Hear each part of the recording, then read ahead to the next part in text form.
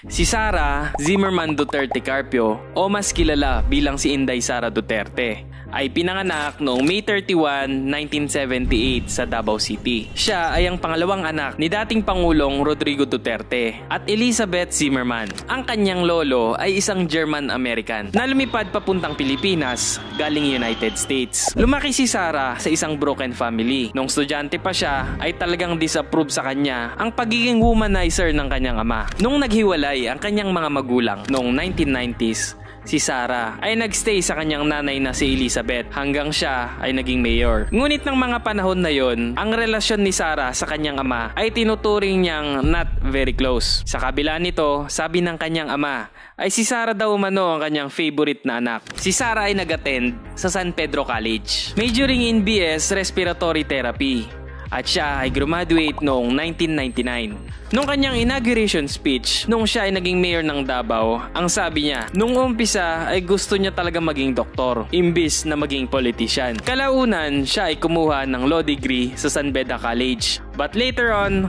transferred sa San Sebastian College, kung saan siya ay graduate noong May 2005. Siya din ay nakapasa ng bar exam on the same year. Gulat kayo, no? Abogado pala si Sara Duterte. I-follow nyo ako para sa part 2.